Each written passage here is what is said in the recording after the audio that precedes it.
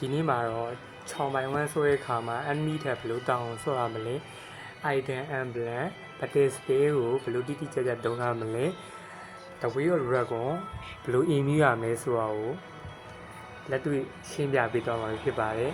အားလုံးပဲဆုံးထိလိုက်ကြည့်ပေးပါဗီဒီယိုအဆုံးမှာ weekly pack giveaway ရှိတဲ့အတွက်ကြောင့် link နဲ့ကိုသွားမကြော်ဘဲနဲ့ကြည့်သွားပြီပြင်ဆင်ခြင်းနဲ့ကိုသွားလိုက်ပြီဗျာပြင်ဆင်ခြင်းနဲ့သွားလိုက်ပြီးတော့ဒီမှာဗတ်တေဆက်လက်ဆိုတဲ့မှာ6ငွေရေးပြီးတော့ဒီမှာ item emblem က2မျိုးနှစ်ဆသွားလို့ရပါတယ်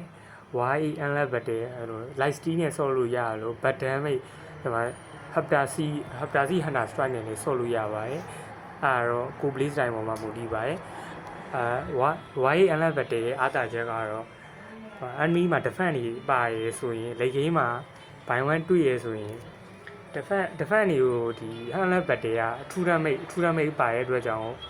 defense တွေကိုဖောက်လို့ရတယ်ပြီးတော့ light steal လေးပါရဲ့အတွက်ကြောင့်ဗတ်တေကိုကြာဆိုင်တဲ့အခါမှာdefense တွေပါရင်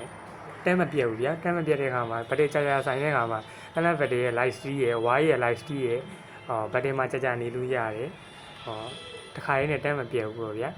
သွေးပူမှာမယ်နောက်တစ်ခုကကြာဒီ hunter strike haptasi အဲ့ဒီ item ကကြာတော့ဗတ်တန်းပဲဗျာလေကင်းမှာenemy မှာ defense မပါဘူး no defense ဆော့မယ်ဆိုရင်ခြုံထဲမှာအောင်ပြီးတော့ဟိုမှာfull item လေးဆိုရင်ဘယ်လောက်ပဲနေနေတပီးဟိုမှာ 4K win ဆိုရင်ထားပါတော့ဗျာတပီးစီးနဲ့ကိုကနေနေရတာပါလေကင်းမှာခြုံနေရနေအောင်ပြီးတော့ဟိုမှာကြီးကွန်းတို့2ဆင့်သုံးပြီးတော့ the way of dragon တင်းပြီးတော့ဟိုမှာ physical တစ်ချက်ခုတ်ပြီးတော့ RT ကန်တာနဲ့ one hit တန်းပြောက်တယ်ကြည့်လားဒီ item why အလဲဘက်တည်းကကြာအဲ့လိုတန်းမပြတ်ဘူးဒါပေမဲ့သူကကြာ light steal ပါရဲ့ဘက်ထဲမှာကြာနေလို့ရတယ် enemy က one hit ကန်ရင်လည်းတန်းမပြတ်ဘူး why မှာတွေး400ပါတယ်အလဲဘက်ထဲမှာလည်းတွေးတွေပါရဲ့အတွက်ကြောင့်မို့တန်းမပြတ်ပါဘူး emblem ကိုချက်ကြည့်ရမယ်ဆိုရင်ဟိုမှာ assassin emblem သုံးလို့ရတယ် fighter emblem သုံးလို့ရတယ် assassin emblem ကကြာဟို defense ပါရဲ့ပွဲဆိုရင် assassin emblem ကပိုကောင်းတယ်ဘာလို့ပိုကောင်းတာလဲဆိုတော့ adaptive penetration ပါရဲ့ adaptive penetration ဆိုတာ defense တွေကိုဖောက်နိုင်နေတာအဲ့မှာ fighter emblem ကကြာ light steal hybrid light steal physical ဟုတ်တာပဲဖြစ်ဖြစ်skill 1 2 RT ကြိုက်တာထိလို့ရတယ်အဲ့မှာ light steal တက်တယ် adaptive attack ကကြာတော့ပြန်မှာmatch damage ပဲဖြစ်ဖြစ် physical damage ပဲဖြစ်ဖြစ်သူကပေါင်းပေးရပါဗျာအဲ့ဒါတော့ထားပါတော့assassin emblem ကကြာသုံးမယ်ဆိုရင်ဒီမှာအပေါ်ဆုံးက minor talent မှာ W ယူမယ်60 adaptive test ဆိုတာဟိုချောင်းအတွက်ဗျာ early ပိုင်းမှာ damage ထွက်တာဒီ3ကနေထွက်တာပါ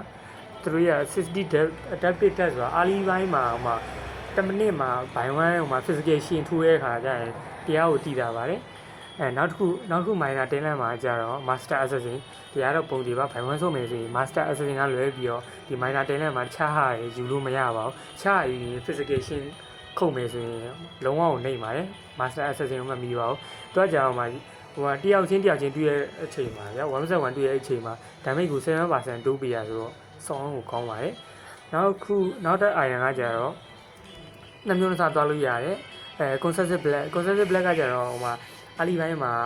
enemy နဲ့ရှင်းချမယ်ဆိုရင်ဟိုမှာကိုက lane ရှင်းရတာပိုမြန်မယ် level 2ကိုအစိုးရမယ်နောက်တစ်ခုကကြာ lethal ignition ကဘယ်ပြောမှာ damage ကိုက enemy ကို damage ပေးလိုက်တယ်5 second အတွင်းမှာရန်သူရဲ့ max HP မဟုတ်မှာရန်သူကသွေး100ရှိရဆိုရင်သွေး900ခိုင်နှုန်းကို enemy ကိုပေးလိုက်ပြီဆိုရင် lethal ignition effect ကဝင်ပါတယ်ignition effect ကဘယ်လောက်ဝင်လဲဆိုတော့160 damage 160ကနေ950အထိထိပါတယ်အဲ့မှာ lethal ignition effect နဲ့ဒီ consensus black နဲ့ဘာကွာသွားလဲဆိုတော့ consensus black ကထိမှအောင် enemy ကိုထိမှ damage ခံရပါ enemy ကခံရပါဒါပေမဲ့ lethal ignition ကကြာ